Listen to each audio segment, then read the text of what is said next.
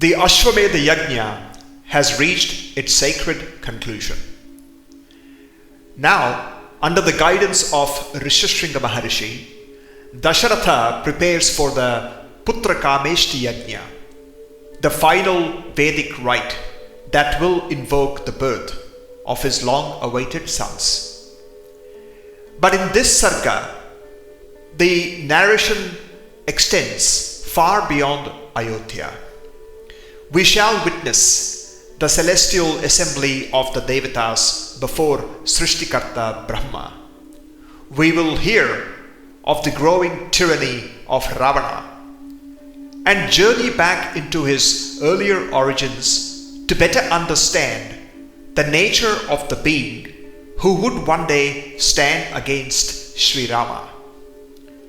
Along the way, we will also explore subtle philosophical insights hidden within the narrative, revealing that the Ramayana is not merely history, but rather a profound vision of Dharma, of cosmic order, and the eternal relationship between the divine and the creation.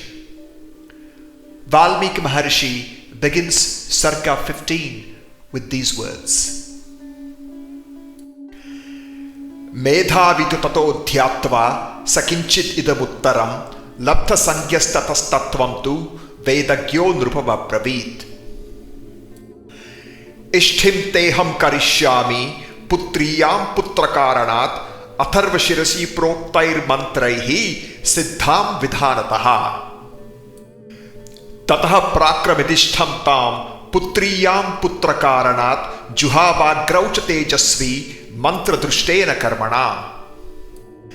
Tato devaha sagandharvaha siddhascha paramarshayah bhaga pratigrahartham vai samaveta yatha vidhi.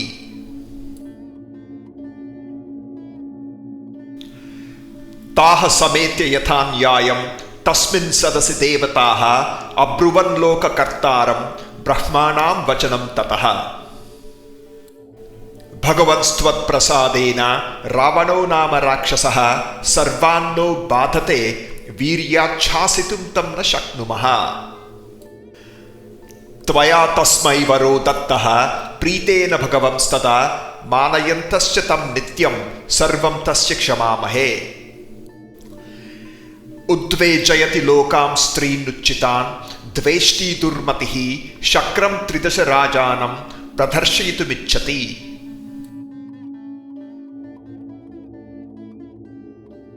Rishin yakshan sagandharvan brahmanan anusaramstada atikramati durdarsho varadanena mohitaha. Nainam suryaha pratapati parshve vatina marutaha chalor mimalitam drushtva samudropi na kampate. Tan mahanno bhayam tasmad rakshasad ghora darshanat vadhartam tasya Bhagavan nupayam kartumarhasi.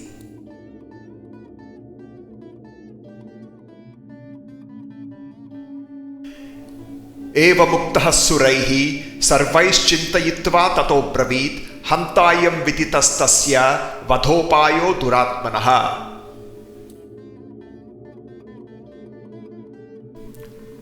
Tena gandharva yakshanam devatanam cha rakshasam avadhyosmiti vagukta yathekyuktam cha tanmaya.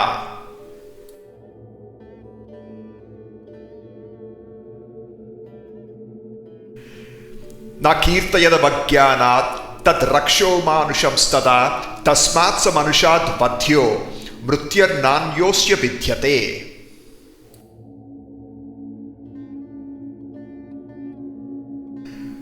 Etat chutva priyam vakyam Brahmana samudarhatam deva maharshayah sarve prahrishtaste bhagavanstada.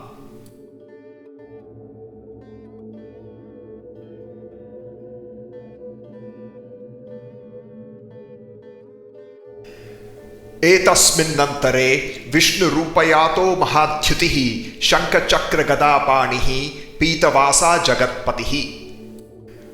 Vainateyam samaruhya Bhaskarastoyatam yatha taptahataka keyuro vandhyamanaha surottamaihi brahmana cha samagatya tatra tasthau samahitaha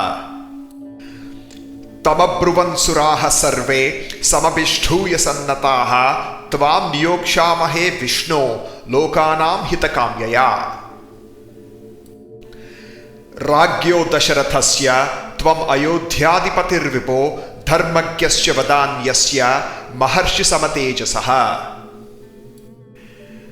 asya bharyasu tisrushu hri sri kirti upamasu cha vishno putratvamagacha krutvatmanam chaturvidham tatratvam manusho bhutva pravruddham lokakantakam avadhya daivatair vishno samare jahi Rāvaṇam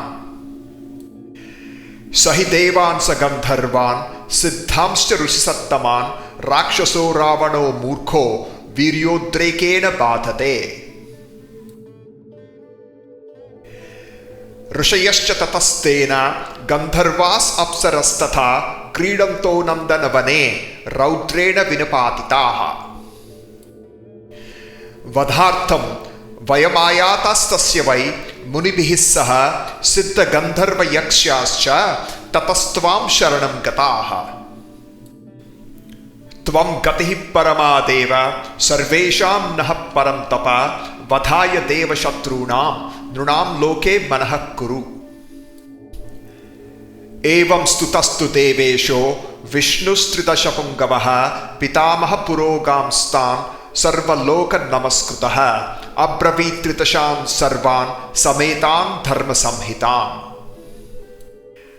bhayam tyajata bhadram vo hitartham yudhi Rāvaṇam saputra pautram samatyam samantrigyati bandhavam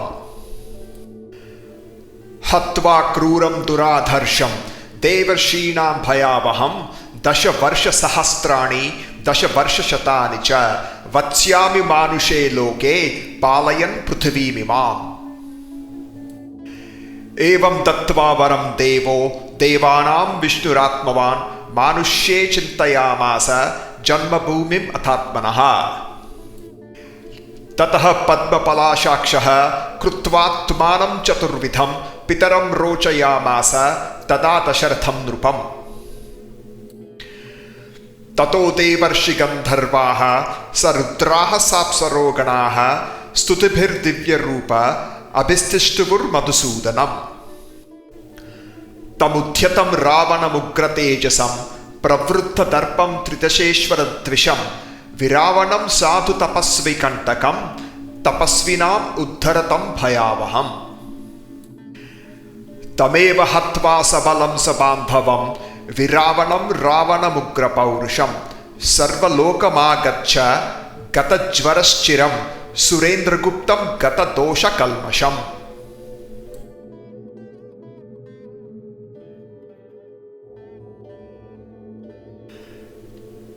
The great Aśvamedha Yajña had reached its completion. As promised, Maharshi Ṛśyaśṛṅga had bestowed his blessing upon Daśaratha. 4 illustrious sons would be born, he said. For a brief moment, the Maharshi then withdrew into silence. And turning his mind inward, he entered deep contemplation and reflected upon the next sacred rite that was to be performed. And then he addressed the king.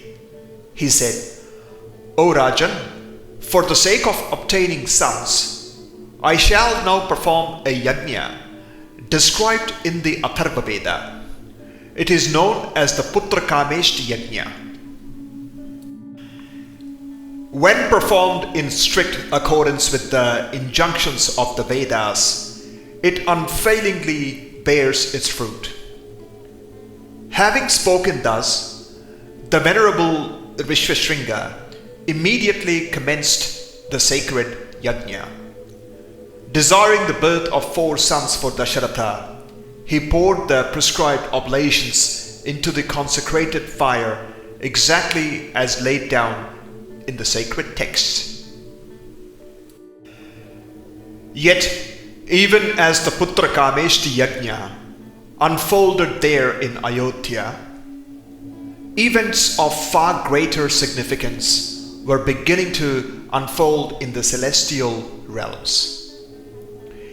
Invisible to the mortal eyes, the Devatas began to assemble there one by one.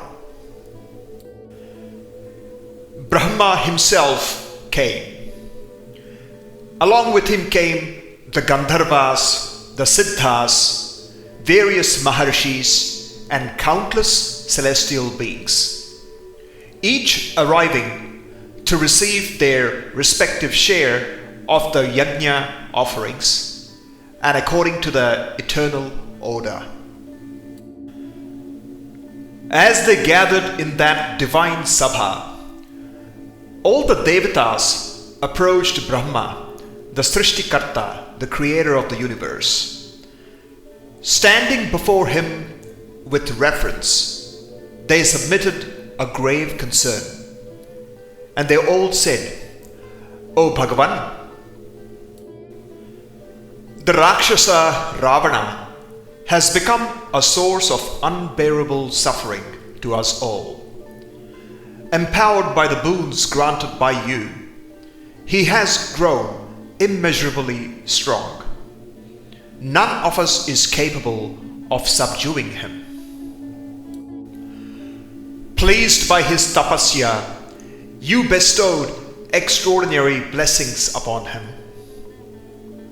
Out of reverence for your word, we have endured his tyranny and refrained from opposing him.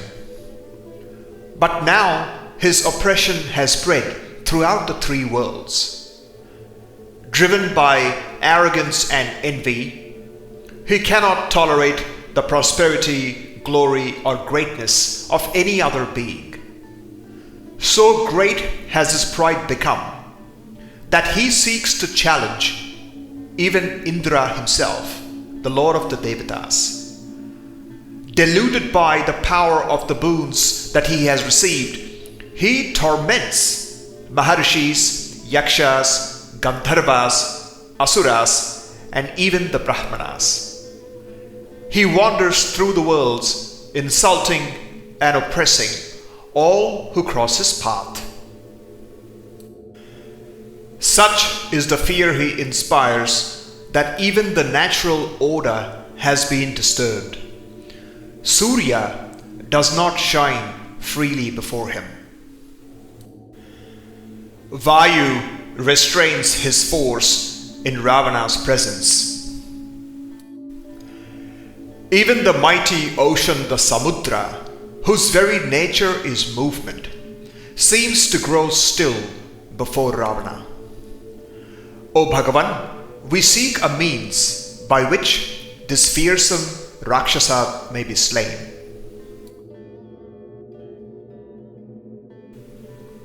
Hearing the words of the assembled Devatas, Srishtikarta Brahmā became thoughtful.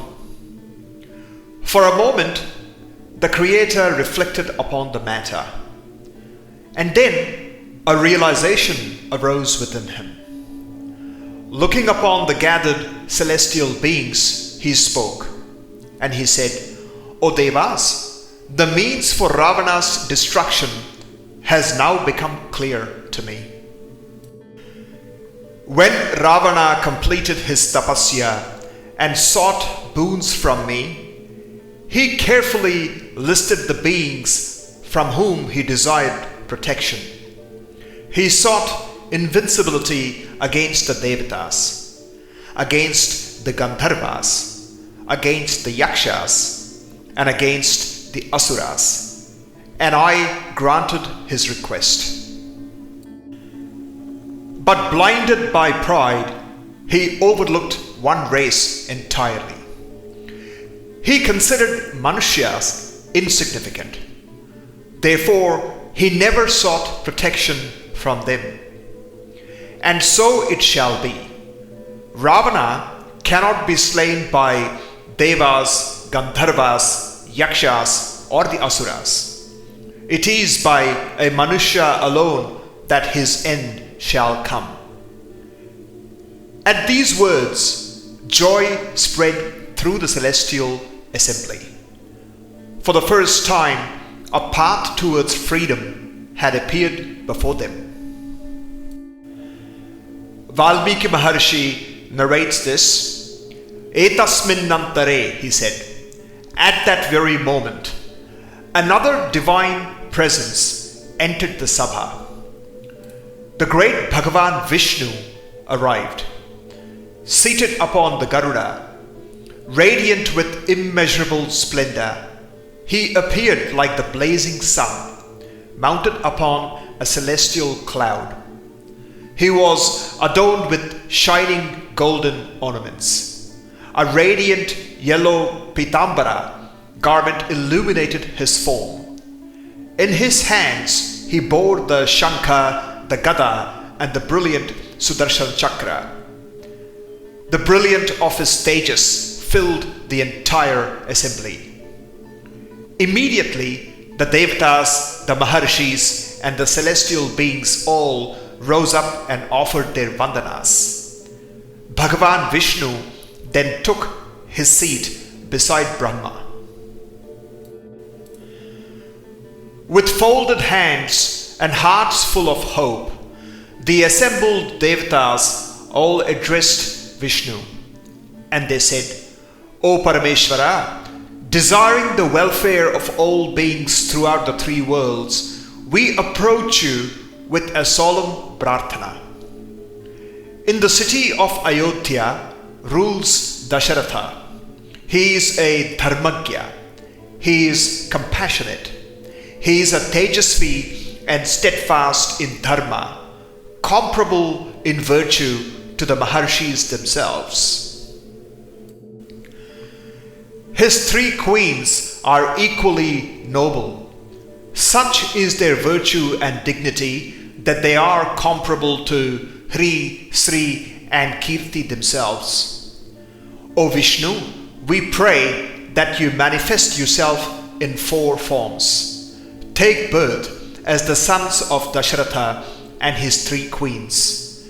Accept a Manushya avatara upon the earth. For it is only in human form that Ravana may be slain. This Rakshasa has become intolerable. Empowered by Srishtikarta Brahma's boons, he oppresses the Devatas, the Gandharvas, the Siddhas, and the Maharshis alike. His cruelty has spread throughout the worlds. The righteous suffer because of him. Even the residents of the celestial realms have been driven from their rightful abodes by his tyranny. Therefore, we have come into your refuge. You alone possess the power to bring an end to this suffering. O Bhagavan, we pray that you accept this task and destroy Ravana. The Bhagavan listened patiently to their appeal. Then Bhagavan Vishnu spoke. His voice brought reassurance to every being present. And he said, O Devagana, cast aside your fears. I shall slay Ravana, along with his sons, his grandsons, his ministers, his attendants, and all those who support his wickedness. They all shall be destroyed. None who upholds his tyranny shall escape the consequences of their deeds. For your welfare, I shall descend to the earth and take birth amongst the men. Vālmīki Maharshi narrates to us Vishnu's words. Vishnu said, Bhayam tyajata bhadram vo hitartham yudhiravanam saputra pautram samatyam samantri gyati bandhavam hatva kruram duradharsham devarshinam bhayavaham dasavarsha sahasrani dasavarsha shatani cha vatsyami manushe loke palayan prithivimimam evam dattva varam devo devanam vishnuratmavan. Vishnu said, I shall destroy Ravana and bring relief to the three worlds. Thereafter, having established Dharma, I shall dwell upon this earth for 11,000 years. Through my own conduct, I shall demonstrate the greatness of a dharmic life. The worlds shall witness what a righteous ruler, a righteous son, a righteous husband, and a righteous human being ought to be. Hearing Vishnu's words, the hearts of the Devatas filled with relief. The burden they had carried for so long began to lift. Having thus given his assurance, Bhagavan Vishnu briefly turned his attention towards the place of his future birth. His mind rested upon Ayodhya. Then the Bhagavan resolved to divide himself into 4 manifestations. He would be born as the 4 sons of Daśaratha. The destiny of the worlds has been decided. Immediately, the celestial assembly erupted in praise. The Devatas, the Maharshis, the Gandharvas, Rudras and the Apsaras offered hymns of gratitude to Madhusudana. And again they addressed him, and they said, O Prabho, Ravana has become intolerable.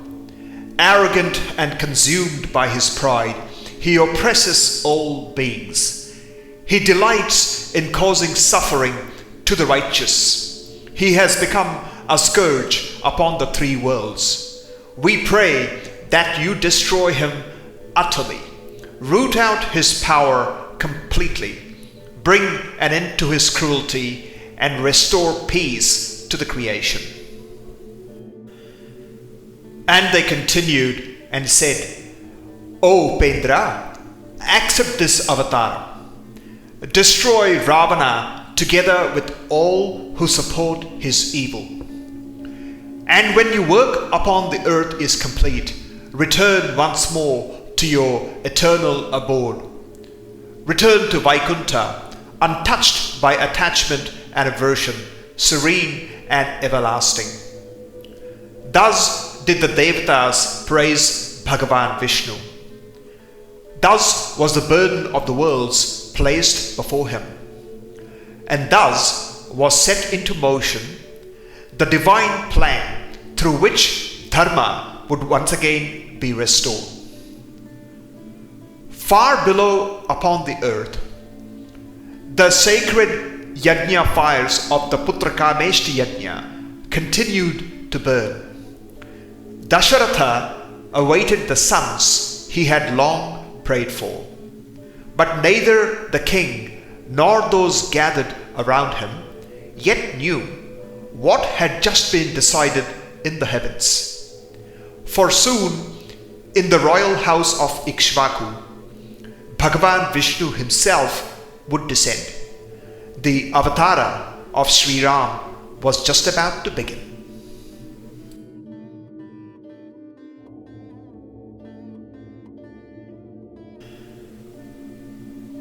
We heard in this Sarga how the Devatas assembled before Sri Mahavishnu and prayed that Ravana be slain.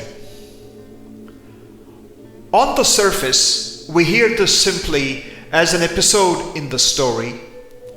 Yet, as with so many events preserved within our itihasas, there are profound insights hidden beneath the narrative.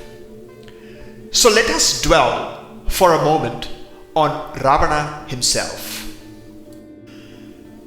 Who was Ravana? Or perhaps the deeper question is not merely who was Ravana, but rather what was Ravana? How did one individual attain such extraordinary prowess that even the Devatas found themselves unable to overcome him? How did a being of such greatness ultimately become the very reason for Mahavishnu's avatara upon earth. To understand that, we must journey far beyond the beginning of the Ramayana itself. For Ravana's story did not begin in Lanka, nor did it even begin upon this earth. Ravana's lineage was amongst the most illustrious in all of creation. His great-grandfather was none other than Srishtikarta Brahmā himself. In the very earliest moments of creation, Brahmā manifested from his own mind a number of exalted beings known as the Manasaputras, the sons born directly of his mind. These great beings are also known as the Prajapatis, the progenitors entrusted with continuing the creation. Amongst them was Maharshi Pulastya, often reverentially called as Pulastya Brahmā. Pulastya was no ordinary rishi. He was an enlightened Maharshi, a master of tapasya, Vedic wisdom, and profound spiritual realization. His son was the equally illustrious Maharishi Vishrava Brahmā, and it was to Vishrava that the child we know today as Ravana would eventually be born. Interestingly, Ravana was not his name at birth. He was born as Dashagriva, the one with 10 heads. The name Ravana came much later in his life, and remarkably, it was bestowed upon him by none other than Paramashiva himself. But even this is not the true beginning. To understand Ravana, we must travel still further back, long before his birth. Long before Lanka, long before the events of Ramayana. Our journey begins in Vaikuntha itself. Vaikuntha, the eternal abode of Sri Mahavishnu. Guarding its divine entrance stood two extraordinary beings called Jaya and Vijaya. Let us pause here for a moment. Jaya and Vijaya could not possibly have been ordinary beings. To stand in perpetual proximity to the Narayana himself required a state of Chaitanyam of the highest order. These were souls of extraordinary spiritual evolution, dwelling continuously in the Bhagavan's presence. One day, 4 youthful rishis approached the gates of Vaikuntha. They were Sanat Kumara, Sanaka, Sanandana, and Sanatana, the eternal Kumaras. Like Pulastya, they too were the Manasaputras of Srishtikarta Brahmā. Though ancient beyond imagination, they forever retained the appearance of young boys. Desiring the darshana of Mahavishnu, they approached the entrance to Vaikuntha. Jaya and Vijaya, fulfilling their duty as guardians, prevented them from entering. What followed changed the course of the cosmic history. The 4 Kumaras pronounced a curse. Jaya and Vijaya would no longer remain in Vaikuntha. Instead, they would be born upon earth, separated from the immediate presence of the Bhagavan. To be born upon earth meant entering the realm of mortality, duality, suffering, and limitation. Now, at first glance, this episode may appear to have arisen from anger, but we must be careful not to interpret the actions of these Brahma Rishis through the lens of ordinary human emotions. The Kumaras were enlightened beings. Such realized souls have long transcended impulses such as anger, jealousy, or vengeance in the way we understand them. Rather, possessing insight into the Bhuta, Bhavishya, and Vartamana kalams, the past, the future, and the present, they were rather willing participants in Vishnu Leela, the divine play, a play whose purpose often lies beyond the immediate grasp of the human intellect. The why is not always revealed to us. Sri Mahavishnu himself then appeared before Jaya and Vijaya. He did not revoke the curse. Instead, he transformed it into a choice for them. He said, "You may take birth upon earth for 7 lifetimes. Live peaceful lives filled with devotion towards me. Or you may take birth only 3 times, but in each of those 3 births, you shall stand as my greatest adversaries. Your lives will be filled with conflict, suffering, and unrest.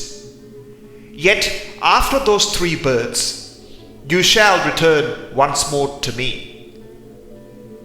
Such was the devotion of Jaya and Vijaya that they chose the path of greater suffering, not because they desired conflict, but because they could not bear a longer separation from their beloved Bhagavan. And thus, across the great yugas, Jaya and Vijaya descended to earth 3 times. In the Satyugam, they were born as Hiranyaksha, whose arrogance brought him into conflict with Sri Mahavishnu's Varaha Avatara, and as Hiranyakashipu, whose tyranny culminated in the appearance of the Narsimha Avatara.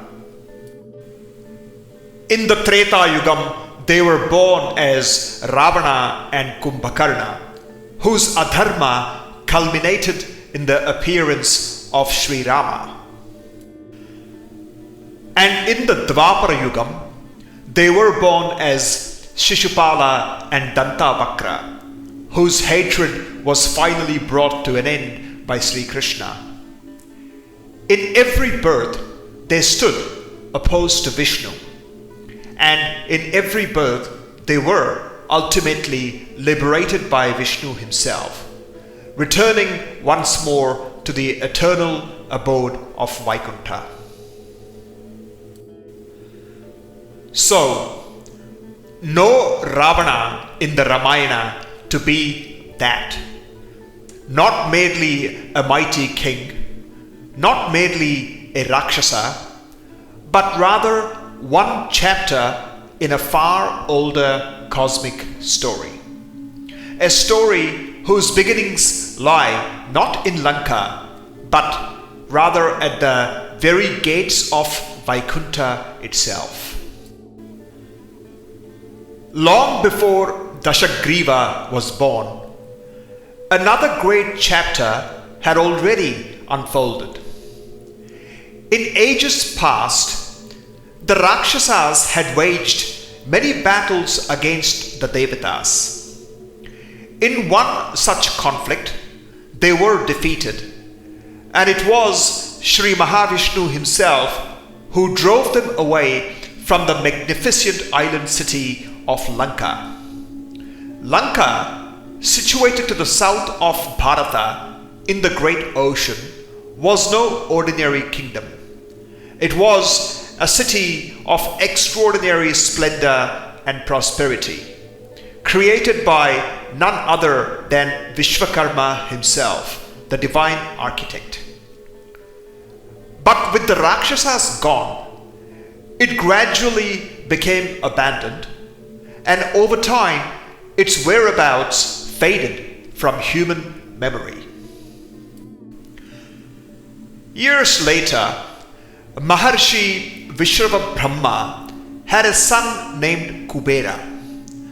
Kubera would eventually be anointed as one of the Dikpalakas, the guardians of the directions, and entrusted with the stewardship of wealth itself. So renowned did he become that he was often called as Vaishravana, the son of Vishrava. As a mark of this honor, Brahmā gifted him the celestial Pushpak Vimana, a wondrous aerial chariot fashioned by none other than Vishwakarma, the divine architect. Guided by nothing more than the will of its occupant, the Pushpak Vimana could travel effortlessly through the skies. Yet, Kubera's greatness was not merely in the wealth that he possessed. It was equally evident in the humility of his character. Approaching his father with reverence, he once asked him, "Father, where should I reside, such that my presence does not inconvenience or displace anyone else?" It is a remarkable question. Most seek the finest kingdom for themselves. Kubera first considered the welfare of others. Brahmā then directed his son towards the abandoned city of Lanka, and thus Kubera became its ruler, restoring life to a city long forgotten. One day, Kubera traveled to visit his father in the resplendent Pushpak Vimana. Its brilliance did not go unnoticed. Watching from afar was Sumali, one of the ancient Asuras. He beheld Kubera's splendor, the celestial Vimana, the prosperity, the honor, and in that very moment, ambition took root within him. He desired that such greatness should belong to his own lineage.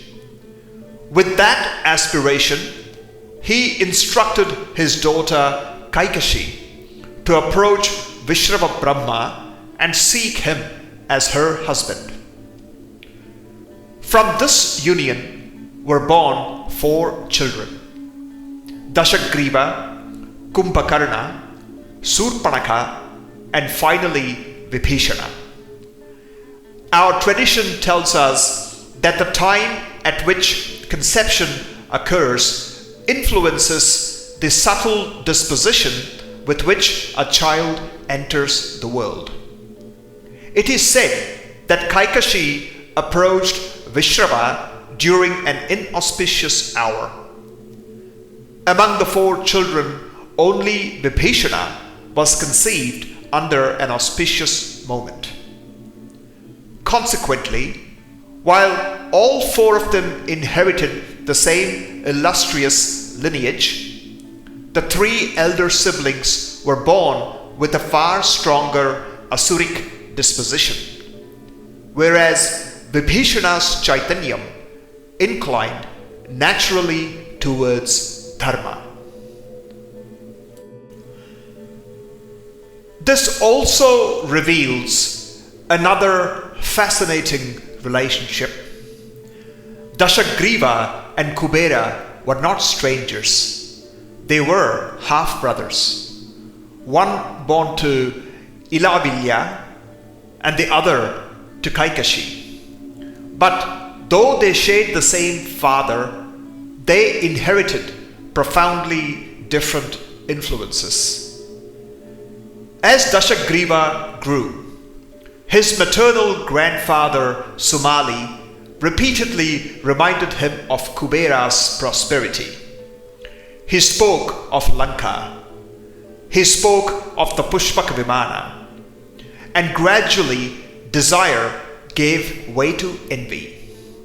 And soon envy transformed into ambition. Kubera, however, harbored no ill will towards his younger brother. Tradition tells us that he welcomed Daśagriva with affection and even invited him to share in the splendor of Lanka. But Daśagriva desired not partnership, he desired possession. He demanded that Lanka and the Pushpaka Vimana be surrendered to him. Vishrava Brahmā, recognizing the course events had taken, advised Kubera to relinquish the kingdom rather than invite needless conflict between the brothers. Kubera accepted his father's counsel with grace. Leaving Lanka behind, he departed for the Himalayan regions, where he would establish his own celestial abode. Thus, Daśagriva became the ruler of Lanka. And yet, there is an important observation to make. Neither Lanka nor the Pushpaka Vimana had truly been earned by him. They had first belonged to Kubera, and Kubera himself had received them through Dharma. Daśagriva inherited them through force. Some years later, Daśagriva was once journeying through the heavens in the Pushpaka Vimana. As he approached Mount Kailasha, the sacred abode of Paramashiva, he desired to ascend and obtain the Bhagavan's blessings. But standing guard was Nandi, the devoted attendant of Shiva. Nandi respectfully denied him entry. To one established in humility, this would have been a moment to wait. To Daśagriva, however, whose immense strength had begun to nourish an equally immense pride, it became a challenge. Intoxicated by his own power, he resolved to uproot Mount Kailasha itself. With astonishing strength, he placed his mighty arms beneath the mountain and attempted to lift the very abode of Shiva. Paramashiva, wishing neither to destroy him nor to reward his arrogance, simply pressed the mountain down with the touch of his toe. Instantly, Daśagriva found himself pinned beneath the immeasurable weight of Kailasha. Unable to free himself, he let out a cry so thunderous that it echoed through the worlds, a cry born of pain, yet also of extraordinary endurance.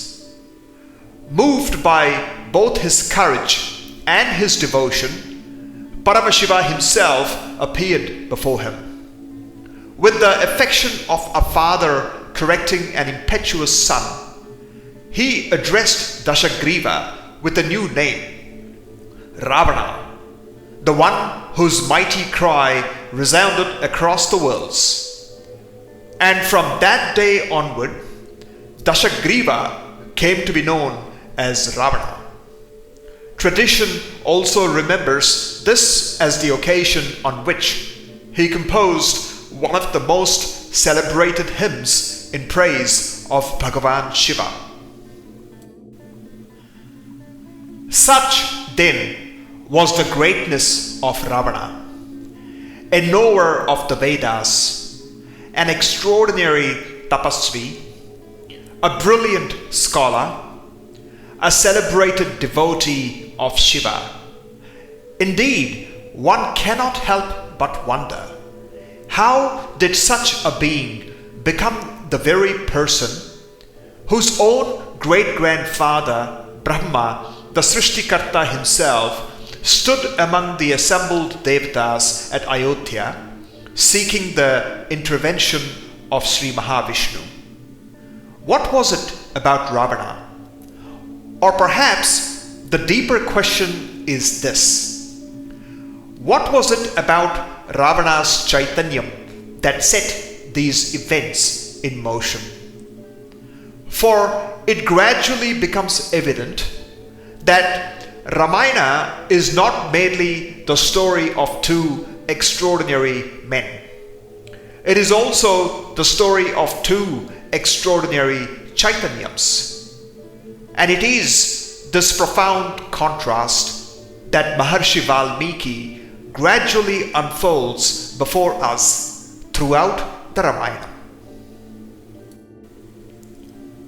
Vālmīki Maharshi presents before us one of the most profound contrasts in all of literature.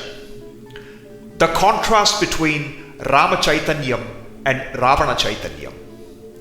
To the casual listener, the Ramayana appears to narrate the struggle between two extraordinary individuals. But to the keen listener, it reveals something far deeper. It presents before us the contrast between two different states of consciousness, two different ways in which human potential may unfold. And perhaps that is where the timeless relevance of the Ramayana truly resides. Let us now look at this through a yogic lens. I emphasize, what follows is not a statement explicitly made by Maharshi Valmiki. Rather, it is one possible contemplative perspective preserved within the yogic tradition. It is an invitation to reflect, not a conclusion to be imposed. Throughout the Ramayana, we repeatedly hear the expression, the learned Brahmanas. Yet, here stands an extraordinary paradox. Ravana himself was born a Brahmana. He was undoubtedly learned, a master of the Vedas, an accomplished scholar, a formidable tapasvi, a celebrated devotee of Shiva. And yet, we remember him not as a Brahma Rishi, but rather as a Rakshasa. Why? The rishis of our antiquity were seldom concerned mainly with recording history, nor were they interested in preserving genealogies for their own sake. What interested them far more profoundly was Chaitanyam. For it is the state of one's Chaitanyam that ultimately shapes one's destiny. From this vantage point, Ravana is no longer merely a historical figure. He rather becomes a mirror, a possibility that exists within every human being. The yogic tradition speaks of subtle centers of consciousness known as chakras.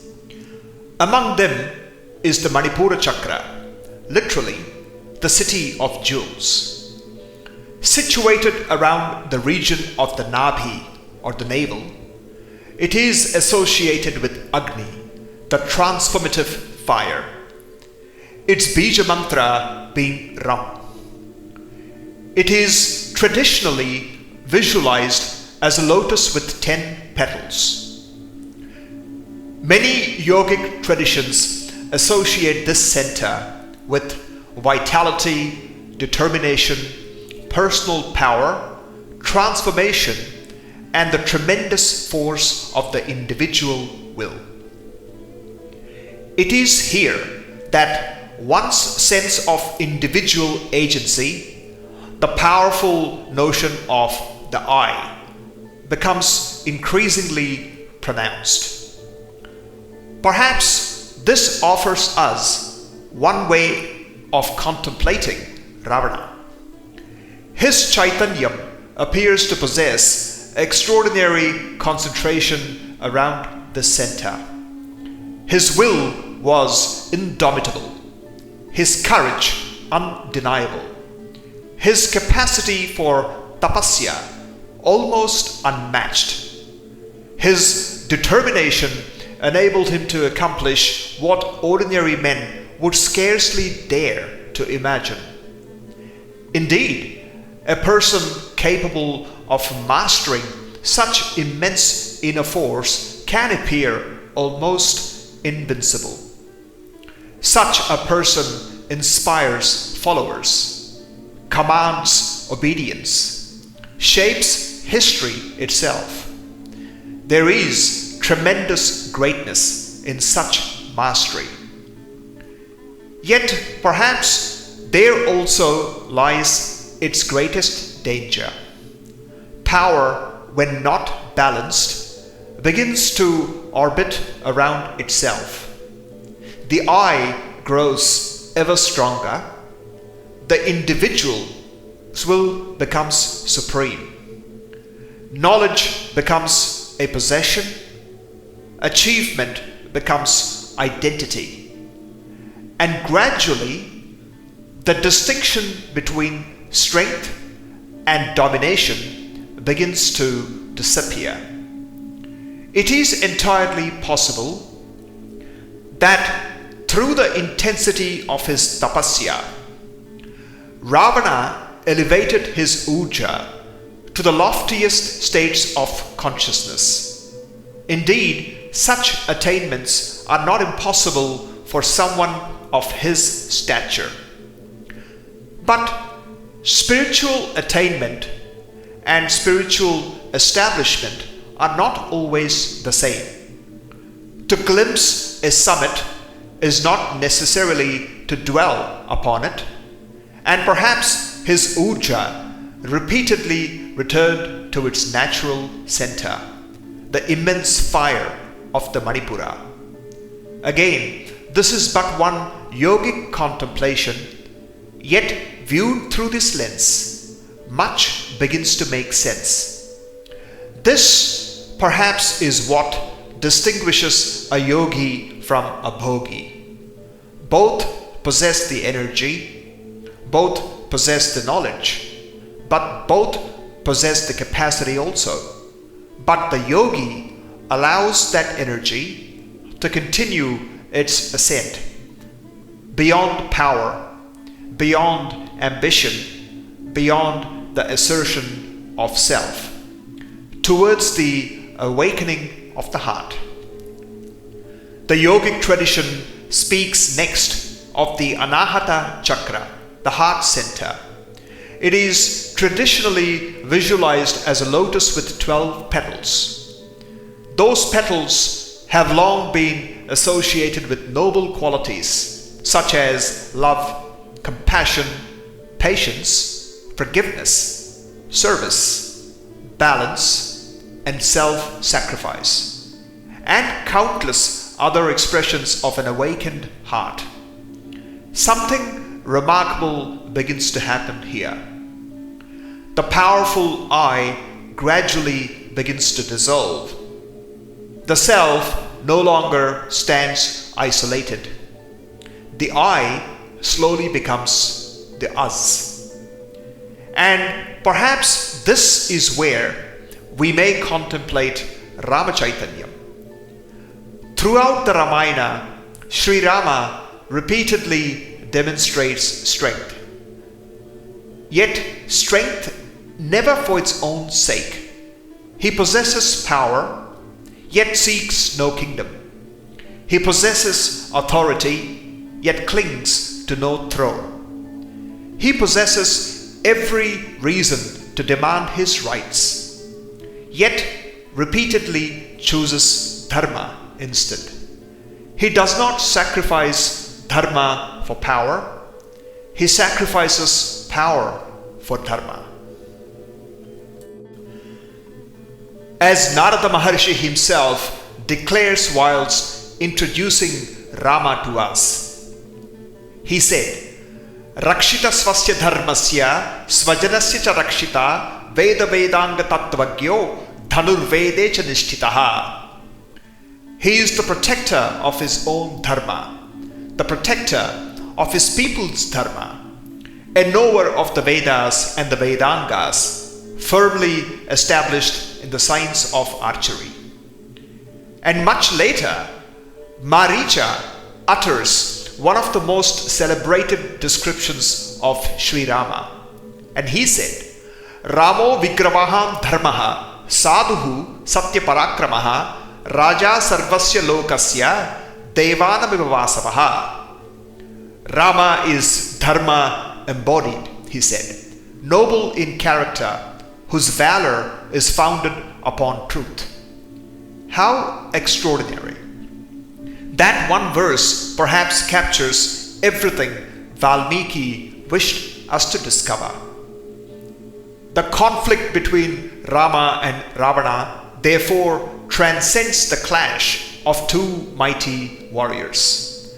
It is also the meeting of two Chaitanyams, one centered upon power and the other centered upon Dharma, one seeking mastery over the world and the other seeking mastery over one's own self. And much later in the Ramayana, Vibhishana reveals to Sri Rama the secret of Ravana's destruction. He directs Rama's attention towards Ravana's Nabhi. Whether one receives this simply as a military strategy or whether one also contemplates its yogic symbolism, I leave this entirely to you. And perhaps nowhere does the distinction between these two Chaitanyams become clearer than after the war itself. Ravana lies defeated. The greatest enemy has fallen. Yet Sri Rama harbors no hatred, no vengeance, no triumphant arrogance. Instead, he turns to Lakshmana and says, Go, learn from him. Receive knowledge whilst there is still time. Only a Chaitanyam established in compassion could respond in such a manner. So, I invite you, do not hear the story merely as a battle between good and evil. That reading is certainly true, but it is only the outermost layer. Its deepest invitation is to recognize that these two possibilities do exist within ourselves. For this indeed is why the Ramayana is honored as Vedopabhrahmanam, that which unfolds, illuminates and expands the wisdom of the Vedas. Ravana's jnana was real. His Chaitanyam perhaps was misdirected. Rama, on the other hand, it takes us back to the very first question with which Maharshi Vālmīki began this immortal itihasa. And Valmiki's question was, Konvasmin sampratam loke gunavan, kascha viryavan, dharmagyascha krutagyascha, satyavakyo dhrudavvrataha, charitrena chako yuktaha, sarva bhuteshu kohitaha, vidvankaha, kaha samarthascha, kasyaika priyadarshanaha, atmavanko jitakrodo dhyutimanko nasuyakaha, kasya bibhyanti devascha jata roshasya sanyuge. So that was the question Vālmīki Maharshi asked at the very beginning of Ramayana. He said, who indeed in this world today is endowed with these virtues? Virtues of strength, knowledge of Dharma, gratitude, truthfulness, and unwavering resolve. So let us continue our journey with that very question in our hearts. For the forthcoming sargas will gradually reveal, layer by layer, the profound contrast between Rama Chaitanyam and Ravana Chaitanyam.